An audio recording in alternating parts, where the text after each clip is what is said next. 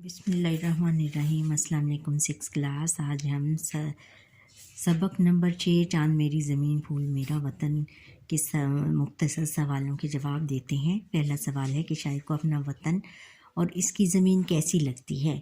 شاعر کو اپنا وطن پھول اور زمین چاند جیسی لگتی ہے۔ سوال نمبر 2 ہے کہ شاعر نے مزدوروں کو کس سے تشبیہ دی ہے؟ جواب ہے کہ شاعر نے مزدوروں کو کوہکن سے تشبیہ دی ہے۔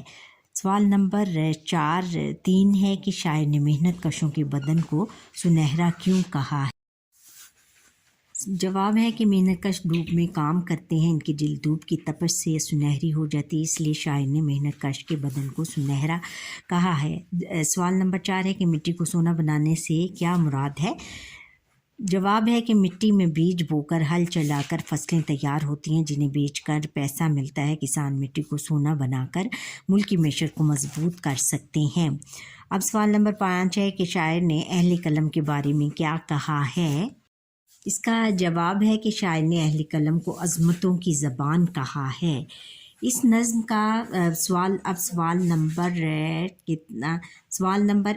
اگلا سوال ہے کہ اس نظم کا مرکزی خیال لکھیں۔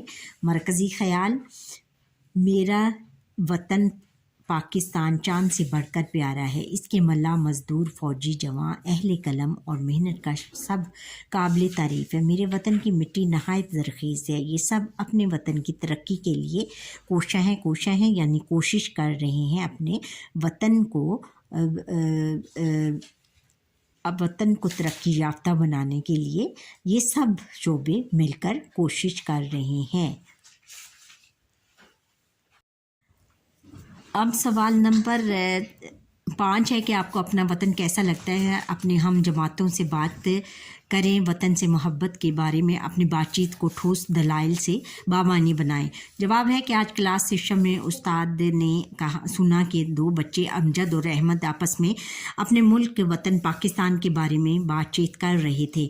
امجد پاکستان سے محبت کا اظہار کر رہا تھا جبکہ احمد اس کے مخالف تھا، تو استاد صاحب نے تمام جماعت کے گروہ بنا دیے، ایک حق میں اور دوسرا اس کے مخالف سو بات چیت کا باقاعدہ آغاز ہوا۔ استاد صاحب نے سب سے پہلے احمد کو اپنی بات اپنی طرف سے اظہار خیال کرنے کو احمد مخالفت میں کہنے لگا کہ یہ ہمارے ملک میں اتنی گندگی نظر آتی ہے، ہر طرف کوڑا کرکٹ کے ڈھیر نظر آتے ہیں، جس سے بیماریاں پھیلتی ہیں جیسے malaria, typhoid, T B, flu, سانس کی بیماریاں وغیرہ،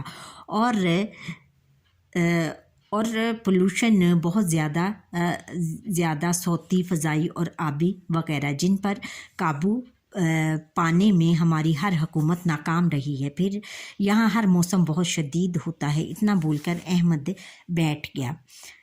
استاد صاحب نے کہا کہ اب امجد بیٹا اظہار خیال کریں۔ امجد میرے عزیز دوست نے بالکل صحیح کہا، لیکن ان سب کے باوجود ہمارے ملک کا شمار دنیا کے خوبصورت ملکوں میں ہوتا ہے۔ یہاں کی علاقہ جات اپنی خوبصورتی کے لحاظ سے پوری دنیا میں جانے جاتے ہیں۔ یہاں ہمیں چاروں موسموں، بہار، خزاں، گرمی اور سردی سے لطف اندوز ہونا پڑتا ہے۔ دیکھو میرے پیارے دوست، اگر پورے ملک میں ایک جیسا موسم رہے تو ہم اکتا جائیں، مگر پھر آلودگی پر قابو پانا ہمارے اپنے بس میں ہے۔ اگر ہم کوڑا کرکٹ اپنے ٹھکانے یعنی کوڑا دان میں ڈالیں اور فیکٹریوں اور ملوں وغیرہ کے دھوئیں پر اگر حکومتی سطح پر قابو پا لیں تو ہم فضائی آلودگی ختم کر سکتے ہیں۔ گندے پانی کے نکاس کا رخ موڑ دیں تو بھی ہم مختلف بیماریوں سے محفوظ رہ سکتے ہیں۔ یہاں تک موسموں کی شدت ہے تو یہ سب اللہ تعالیٰ کی نعمتیں ہیں، ہمیں ان کا شکر ادا کرنا چاہیے۔ موسموں کی حدت اور شدت سے ہی ہم مختلف قسم کی سبزیاں اور پھل کھا سکتے ہیں۔ پاکستان کے فوجی، کسان، مزدور، محنت کش سب قابل تعریف ہیں، یہ سب اپنے شعبوں میں بہت محنت کرتے ہیں، ان کے دم سے ہمارے پیارے ملک پاکستان کا نام روشن ہے۔ ابھی امجد کی تقریر ختم ہوئی تھی تو پوری کلاس تالیوں سے گونج اٹھی۔ اگلا سوال نمبر 6 ہے کہ مندرجہ بالا مثالوں کی روشنی میں کم از کم 3 سادہ اور 3 مرکب جملے بنائیں۔ سادہ جملے یا مفرد جملے میں آج اسکول جاؤں گی، میں نے روزہ افطار کیا، احمد نے نماز پڑھی۔ اب مرکب جملے ہیں، میں آج اسکول جاؤں گا اگر مجھے لینے آئے، میں نے روزہ افطار کیا مگر زیادہ پانی نہیں پیا، اور احمد نے نماز پڑھی اور قرآن مجید کی تلاوت بھی کی۔ اب اعراب لگا کر تلفظ واضح کریں۔ زمین، زمین کے اوپر زبر، پھر مین، زمین۔ پھول، ملاح، دہقان، جرت وغیرہ۔ آگے ہے کہ زبان شناسی، سابقہ اس لفظ کو کہتے ہیں جسے کلمے کے شروع میں لگا کر نیا لفظ بنایا جائے، جیسے انمول یا با ادب، کم وقت وغیرہ۔ ان الفاظ میں ان با اور کم سابقے ہیں۔ لاحقہ اس لفظ کو کہتے ہیں جسے کلمے کے آخر میں لگا کر نیا لفظ بنا لیا جائے، جیسے روشن دان، خود سر، عزت دار وغیرہ۔ ان الفاظ میں دان، سر اور دار لاحقے ہیں۔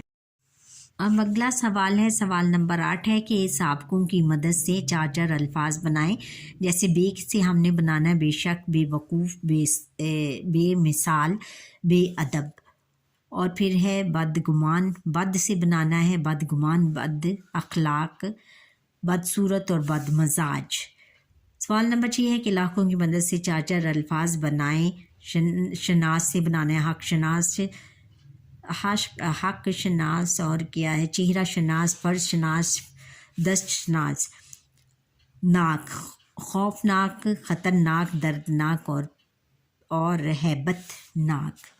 اچھا بچوں، یہاں پر ہی ہمارے آج کے لیسن کا وقت ختم ہوا۔ آپ مجھے لائک، سبسکرائب اور بیل آئیکن پر کلک کریں، اور آپ کو یہ لیکچر کیسا لگا کمنٹ ضرور کریے گا، اور میرے لیکچر کو پہلی دفعہ دیکھ رہے ہیں وہ اس کو سبسکرائب ضرور کریں۔